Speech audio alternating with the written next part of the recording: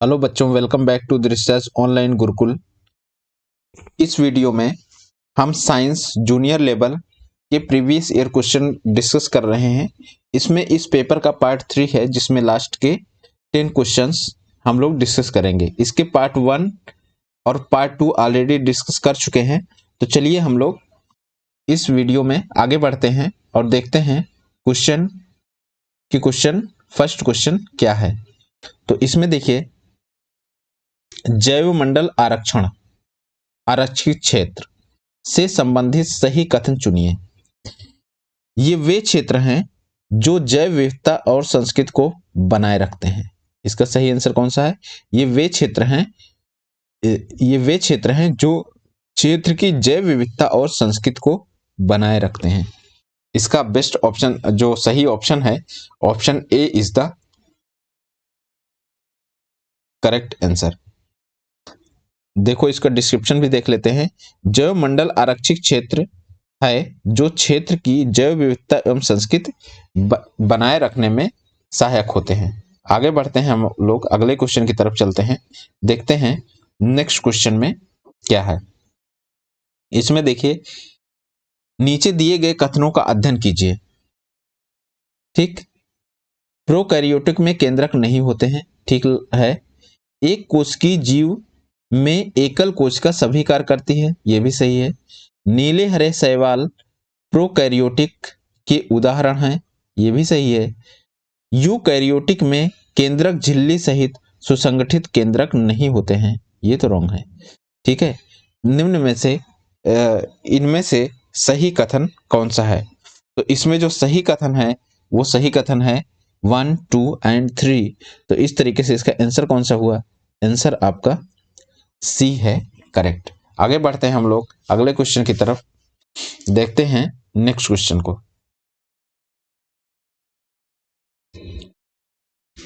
इस क्वेश्चन को देखिए, दिए गए आरेख में मनुष्य के शरीर में 4 अंतःस्रावी ग्रंथियों ए बी सी डी अंकित की गई हैं। ए देखिए, ए क्या है? ए पीयूष ग्रंथि है। यहां जो होता है पीयूष ग्रंथि होती है, ठीक है। दूसरा ये है पीयूष। पहला क्या है? पीयूष ग्रंथि। ये कौन सी है? ये है थायराइड। थायराइड ग्रंथि गले में होती है, ठीक है। ये थायराइड ग्रंथि है। नेक्स्ट आ जाइए सी पर। सी क्या है? एड्रीनल है, जो किडनी के जस्ट ऊपर होती है। ये क्या है?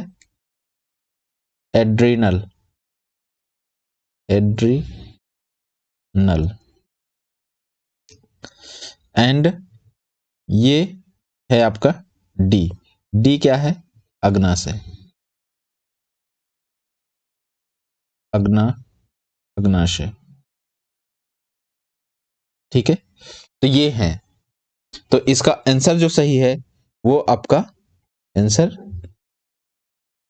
सी करेक्ट है, ठीक है। सी इज द करेक्ट आंसर। आगे बढ़ते हैं हम लोग।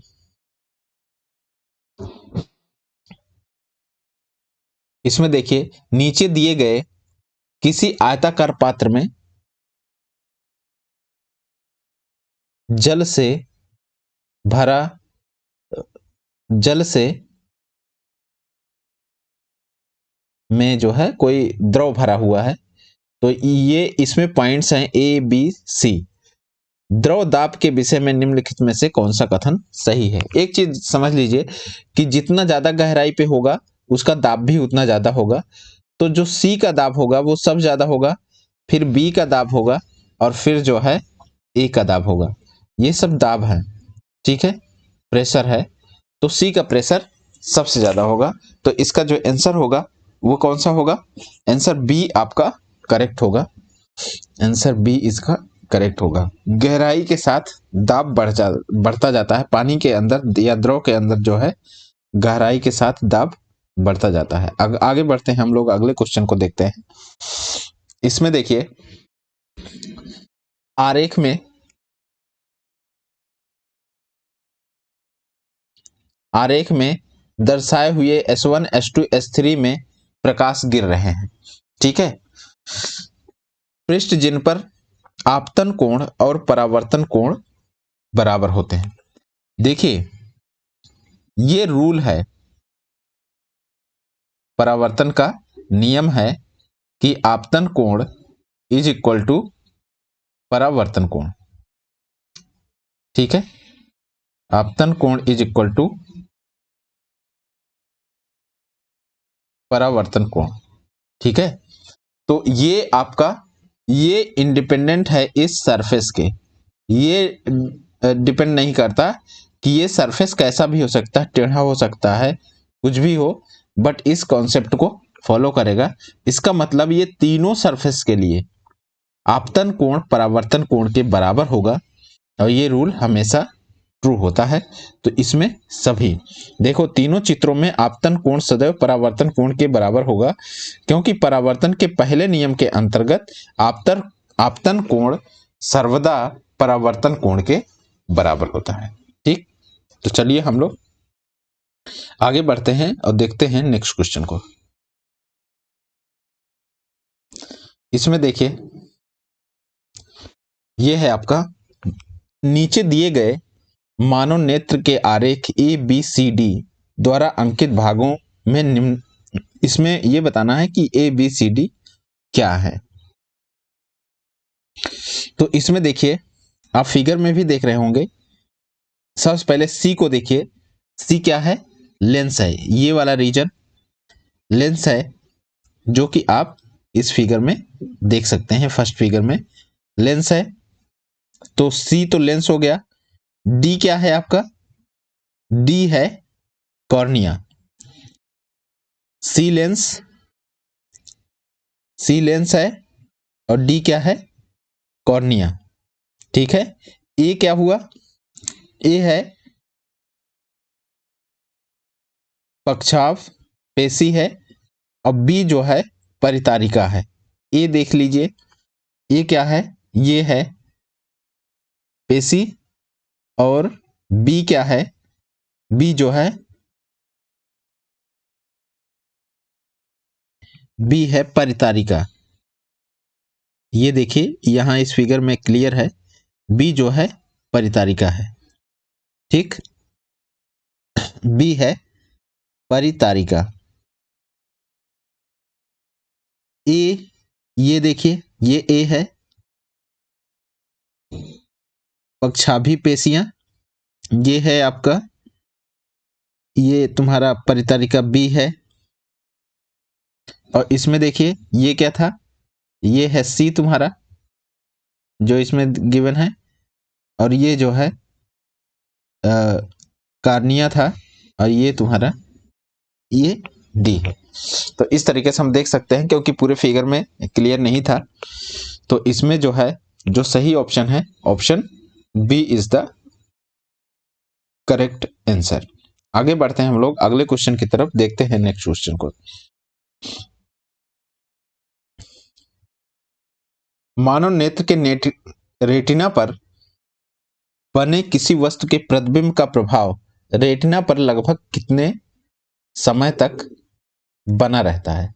रेटिना पर जो प्रतिबिंब का प्रभाव रहता है वो 1/15 सेकंड तक रहता है। ठीक है, 1/15 सेकंड। तो ये चीज हमको ध्यान में रखना है कि मानव नेत्र की रेटिना पर बने किसी वस्तु का प्रतिबिंब का प्रभाव लगभग 1/15 सेकंड तक रहता है। आगे हम लोग बढ़ते हैं नेक्स्ट क्वेश्चन की तरफ, देखते हैं नेक्स्ट क्वेश्चन को। नीचे दिए गए कथनों का अध्ययन कीजिए।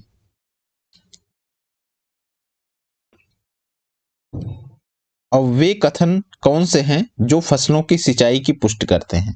ठीक है, फसलों की सिंचाई की जो पुष्टि करते हैं। शुष्क परिस्थिति में बीज अंकुरित नहीं होते हैं, तो ये भी पुष्ट कर रहा है कि सिंचाई इसका मतलब जरूरी है। दूसरा आपका क्या है? पोषकों का पादपों के विभिन्न भागों में स्थानांतरण घुली हुई अवस्था में ही होता है, तो मतलब सिंचाई के बिना घुली हुई अवस्था में नहीं मिल सकता, तो ये भी सही है। तीसरा देखिए, विभिन्न समय अंतरालों में फसलों को जल आपूर्ति से मृदा के गठन में सुधार होता है। फिर फसलों को जल आपूर्ति से मृदा सरंध्र बनाती है, जिसके कारण गैस का विनिमय आदान प्रदान हो जाता है। और अगला क्या है, जल फसलों की पाले और गर्म वायु दोनों से रक्षा करता है। तो ये भी आपका सही है। तो इस तरीके से इसका आंसर जो सही है, फसलों की सिंचाई की जो पुष्टि कर रहा है वो क्या कर रहा है, बी कर रहा है। जो आपका सिंचाई की बात हो रही है सिर्फ, तो एक अंकुरित नहीं होगा, बीज अंकुरित ही नहीं होगा अगर सिंचाई नहीं होगी। दूसरा आपका पोषक पदार्थ जो है घुली हुई अवस्था में ही जो है एक भाग से दूसरे विभिन्न भागों में पहुंचता है। और तीसरा जो है फसल की रक्षा करता है, जो चाहे जाड़े से हो या गर्मी से, दोनों से रक्षा करता है सिंचाई। तो इस तरीके से इसका ऑप्शन बी जो है करेक्ट है। आगे हम लोग बढ़ते हैं, अगले क्वेश्चन की तरफ चलते हैं। देखते हैं नेक्स्ट क्वेश्चन। नीचे दिए गए कथनों का अध्ययन कीजिए। इसमें देखिए, गुणसूत्र केंद्रिका में स्थित होते हैं। फिर देखिए, गुणसूत्र केंद्रिका में स्थित होते हैं, इसमें क्या करना है, सही कथन को चुनना है। तो पहला तो सही है, जिन गुणसूत्रों में स्थित होते हैं, ये भी सही है। एक कोशिकीय जीव में श्वसन और जनन करते हैं, ये गलत है। एक कोशिकीय जो जीव जो होते हैं श्वसन और जनन नहीं करते हैं। चौथा क्या है, कोशिका झिल्ली सबसे महत्वपूर्ण कार्य कोशिका में पदार्थों का आवागमन को नियंत्रित करना, ये भी सही है। तो इसका जो आंसर सही है वो आंसर बी सही है। ध्यान रहे, एक कोशिकीय जीव श्वसन और जनन नहीं करते हैं। ठीक है, देखो, एक कोशिकीय जीव श्वसन और जनन नहीं करते हैं। ठीक है, अब आगे बढ़ते हैं हम लोग अगले क्वेश्चन की तरफ। देखते हैं नेक्स्ट क्वेश्चन को।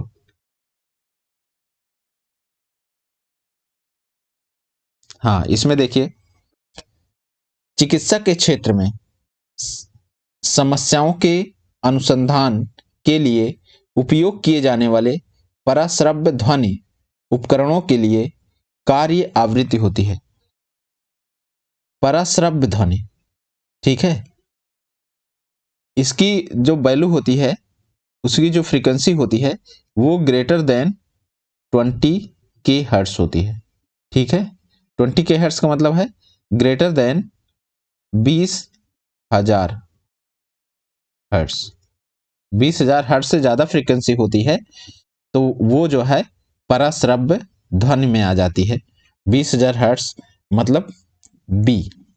तो चिकित्सा के क्षेत्र में समस्याओं के अनुसंधान के लिए प्रयोग किए जाने वाले पराश्रव्य उपकरणों के कार्य करने की आवृत्ति 20,000 हर्ट्ज से अधिक होती है। ठीक, तो इस तरीके से हम लोगों ने ये पूरा पेपर साइंस जो जूनियर लेवल का था इसको पूरा कवर किया। आपको अगर वीडियो पसंद आ रहा है तो आप वीडियो को शेयर कर सकते हैं, चैनल को सब्सक्राइब करिए। Thank you.